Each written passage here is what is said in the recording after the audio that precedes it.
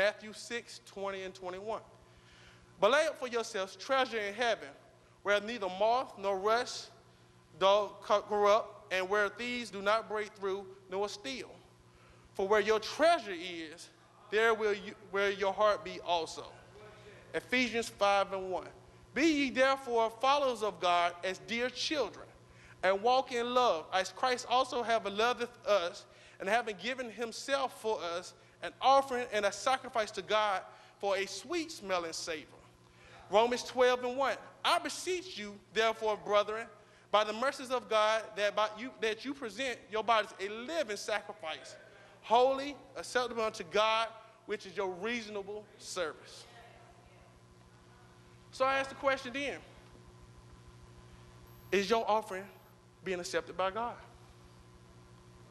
First thing people think about when they say offering, oh Lord, he's talking about money. In the Bible, where did he equate offering with money? If it's there, please show me. It may very well be there. I might have missed it. But offering is what? Something that you give sacrificial. That's something that we put to that. And most of the time we put it there because I'd rather give you that than give you something else. And in my case, well, no, I'm not a rich man, but I'd rather give you my offering than give you my time. Because see, when I'm talking about this and when I'm preaching about this, see, it's always two messages. You get the preacher get a message and he gives a message to give to the people. So I already got my message from this. Because it's about my commitment too. I'm in the same boat with you all. I'm not telling you something that I don't have to struggle with. But I'd rather give you my money than my time. Because you ask my wife, I'm extremely busy all the time. I always have something to do. That's my life. That's how I like my life. I always got something to do. But I'd rather give you my money than time. Case in point, how many people probably pay for somebody to cut their grass? Not that because you can't physically go out there and cut it, but, well, I can make $30 if I'm doing this, and I ain't got to pay him but 10. So let me go pay him 10, and then I'm going to let him cut my grass, and I got my grass cut, and I still got done what I need to get done. Come on, somebody. So therefore, it can't be that. So then Cain and Abel, he cursed Cain and Abel offering, because he didn't bring him the best that he had.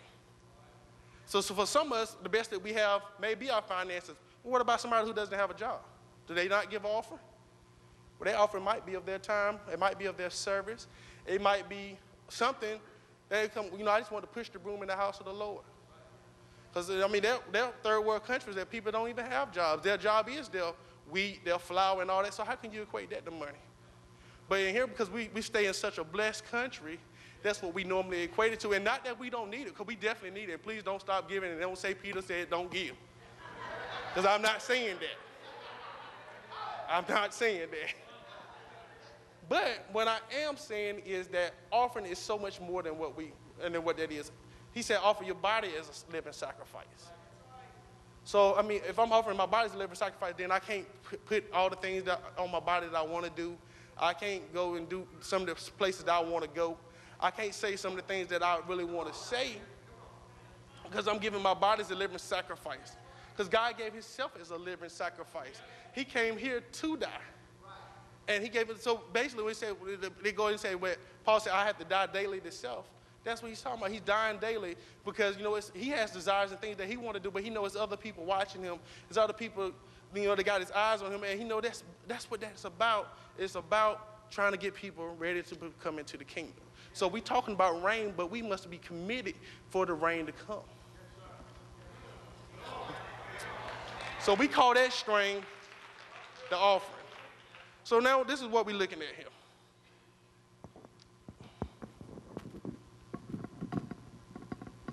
So we look, all these things work together. I can't have one without having the other, right? I'm about to hit a second. Okay, so they say, imagine I only got one of them then.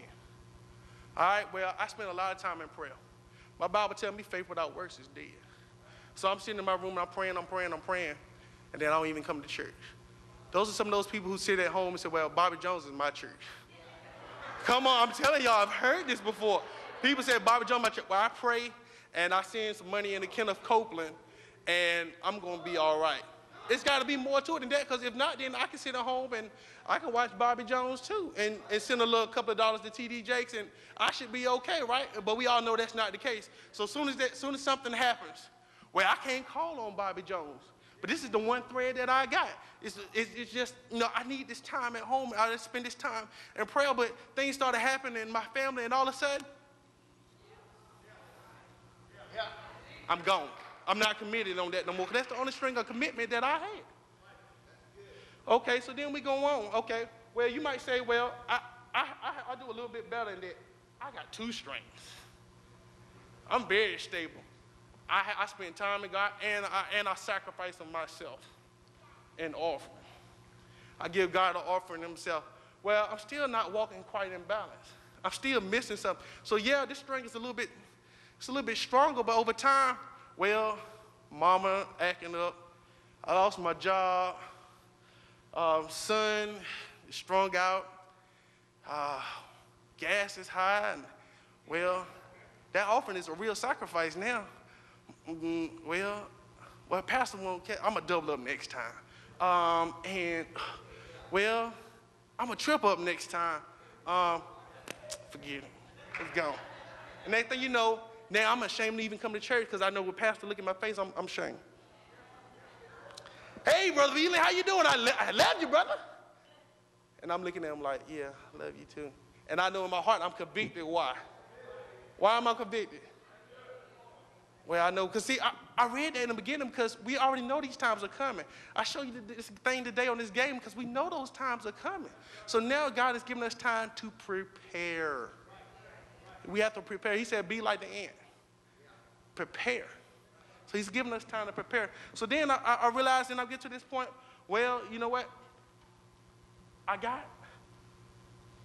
I'm spending time with God, and I'm offering myself, and I'm doing things in the house of the Lord. I'm compelling people to come. Things are a little tight for me right now, but it's going to be all right because I'm still holding on, and it's getting real tight for me right now. I don't know what's going on, but you know what? The Bible said, you know what? In Ephesians 4 and 5, I believe it is, he said that it's sealed with a seal. He know those are here. So when I'm sealed, I can't go into work. Grab this mic.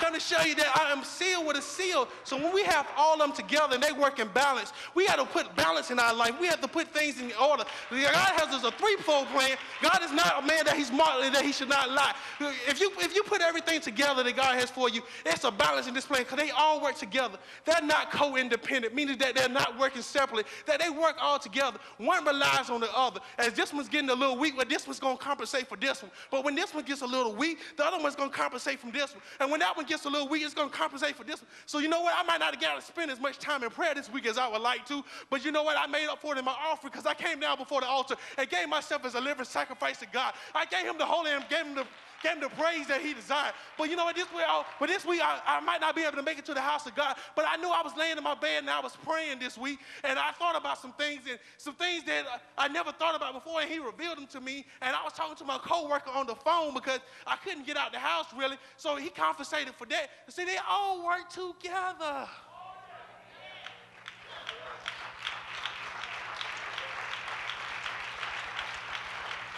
So when we become sealed, that's that church he's talking about, coming back with a church without spot or wrinkle. It's going to be a perfect church, but it's perfect in the sense that it never quits. It keeps going.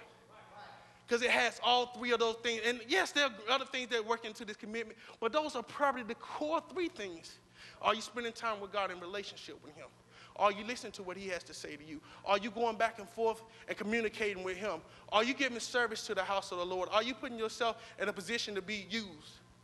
Pastor does not know what it is that you can do.